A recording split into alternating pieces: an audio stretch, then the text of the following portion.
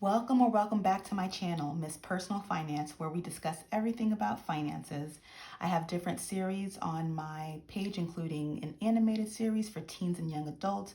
But in today's video, this is going to be part of the household finance series, and we'll be going over or closing out our monthly budget for the month of February. Like I said in the last video, all I can say about 2024 is that everything is increasing, and the month of February was no different. Actually, if you guys believe in Murphy's Law, anything that can go wrong will go wrong. That's literally what happened. So let me go ahead and go through our actuals for the month. And like I said, our 1 month ahead fund is always the same because it's already in the account and transferred over at the beginning. So that was the same. Now, the end of the month, so at the end of the month, we did have additional income. And again, we have irregular income, so it comes in throughout the month, not on a regular or consistent basis. So we like to wait until the end of the month to see what we have extra, again, in case anything comes up. So on the 29th, we had additional income, and that was in the amount of $2,656. Oops, actually I budgeted 0. So this actually should be 0, and then the actual, because we never know how much is going to come in for the month, we always budget 0 for additional income, because sometimes it could be very little. I need some whiteout, but I'm just going to let that slide for right now. So that's 0 budgeted. So you guys are probably thinking, wow, that's actually a decent amount of additional income, which it is, and we were super excited about it until everything started happening. So that gives us a total of $7,656. And our fixed expenses, they are pretty fixed. They pretty much remain the same. So I can actually say, because these are all on auto pay anyway, these came in at the exact amount. No changes there. Usually when they change, they'll change for that 1 month, but then remain consistent for, the next few months, up to 12 months or so. So this was all the same.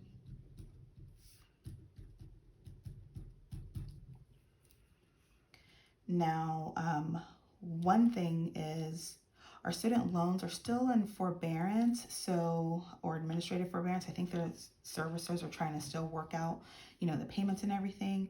So I was going to still try to make some payments, but with everything going on, no payment is required. I didn't do the 500, but did, I guess that's red because it's less. So we only put 100 towards the student loan. All right. So guys, so in the month of February, first we get a call from our property management and letting us know that one of the units had bees living in the walls, so we had to get a beekeeper out there. Another property needed termite or pest control, so we had to get that taken care of. And then I got a medical bill that came in, and from a couple months ago, from last month, and it was over $1,500.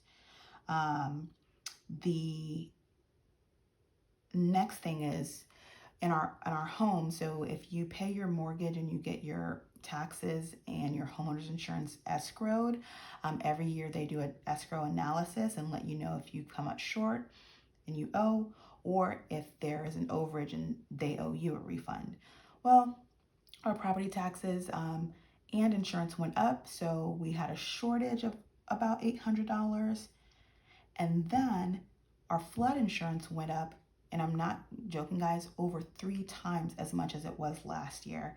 And I've been trying to shop around, but it's looking like I can probably knock off maybe $200-300, but that's going to be an additional expense. So we have to factor in to our budget moving forward.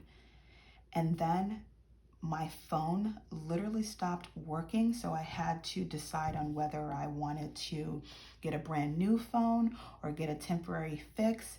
So for the time being, we did do a temporary fix. It cost a little, like about $100 or so, and now it's just a countdown. I hold on to my phone for as long as possible. So that phone is over 4 years old. So I know it's only a matter of time before it fully stops functioning. So definitely need to start saving for that.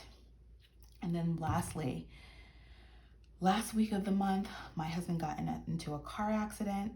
Thank goodness he is okay. The car is not. So that's another thing we now have to add to the growing list of things. So guys, when people talk about having an emergency fund, some people call it the Murphy account or the Murphy fund, because when it rains, it pours, and anything that can go wrong, I'm telling you, will go wrong some of the time. So we have to now try to figure out how to put all of these new things into our budget to still make it work. And yeah, I'm gonna have to spend some time doing that. So going back into the closeout, our variable expenses are pretty much the same, because again, we just transfer them over to our spending account at the beginning of the month, and then what we don't use rolls over. So it's very rare that we actually have to go over in these categories. And then talking about the car accident, for the rental, that was on the 26th. We ended up putting $400 towards that. There was nothing budgeted. Oh, and then for sinking funds, it was the same, 89. Okay, so let's add everything up.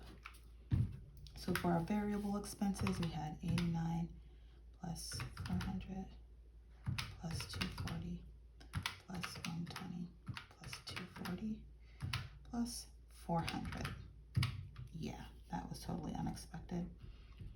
So we do have a car maintenance sinking fund, but this, I don't know, I feel like it just didn't fall under car maintenance, and that's why I just we decided to just cash flow it in this month's budget.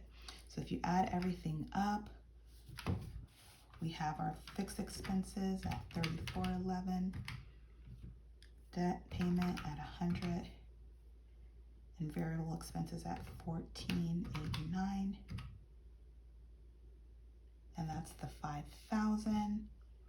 So we are right on budget for our household expenses. So that leaves the entire $26.56. So we're really regimented in our household and our fixed and our variable expenses. So those usually even out to be the same. But it's when it comes to our unexpected expenses or things that come up and savings that we need to account for, that our budget gets a little out of whack or differs. So that means for the month, we had a total of $76.56.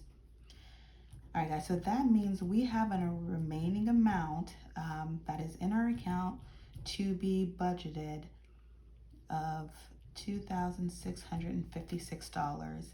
And again, this may seem like a lot, but when you look at our next video that kind of goes through what we're gonna do and how we're gonna address all of these new expenses, this is probably gonna be gone in the snap of a finger. So although I am happy and grateful that we have this much rolling over between from our additional income, between our rental income, side hustles, and things like that, with everything that popped up this month, yeah, that's going to be gone pretty soon. So stay tuned for the next video, which will be my monthly money move. So this will, that video will go over what we're going to do with this remaining amount. Now, if you had anything come up in the month of February that you want to blame on Murphy's Law, go ahead and add it to the comments below. I'd love to hear if I was the only one. But I do want to thank you for watching. This is going to be it for this video.